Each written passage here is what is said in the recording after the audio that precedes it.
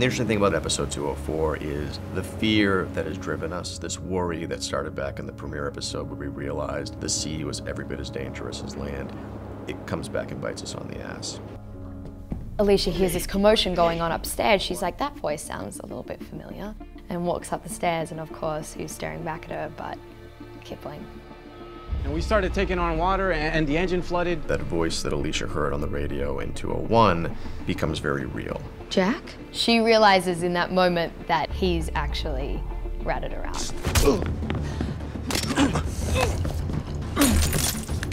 The flip side of having a vessel like the Abigail is that it is the most important target for anyone, friend or foe, precisely because the Abigail is a safe harbor. Jack, don't, please.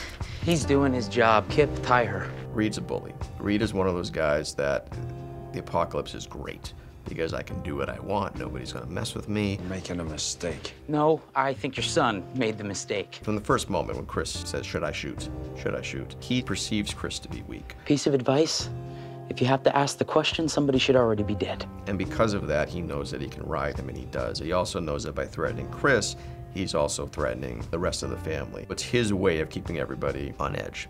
Did you find the girl? Alicia, yes.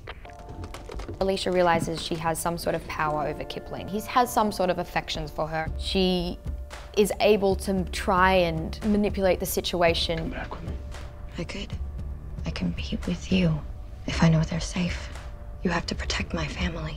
That's a really big moment for Alicia to realize her assets, her strength and power in that very moment, what she has to offer.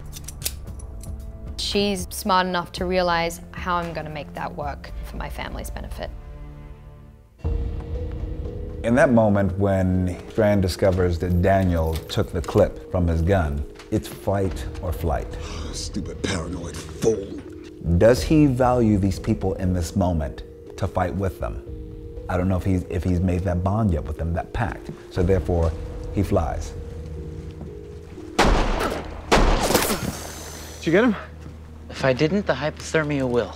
And that's where he goes into his backstory, and that's what I think is so exciting, because it's like, I think Strand was really looking back at his life. How did he get to this situation? In my mind, it's like him looking at some clear, strong moments in the last breaths of his life.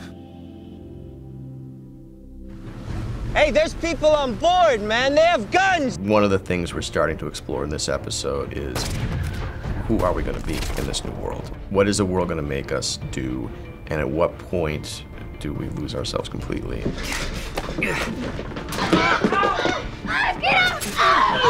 Madison is learning pretty quickly that there is a necessity for violence sometimes in the apocalypse. Nick, Hey, drop it! Where's Victor? Whoa, whoa, whoa, whoa! Hey, hey, hey! He left when they boarded. We do not cross the border without him. Madison is now torn. She knows at the end game, she assumes or hopes that Mexico is going to provide a safe haven. And the big question for Madison at the end of this episode is she going to demand that they go after Alicia and Travis, or is she going to do a pit stop and try to find Strand? Immediately, when Madison rescues Strand, there's a new bond that's formed. Because I don't know if he places a lot of value in love or even friendship, because he's learned in his life experience that there's something even greater, and that's obligation. They really formed a stronger bond in that life or death moment, because Madison had a choice to save him, and she does.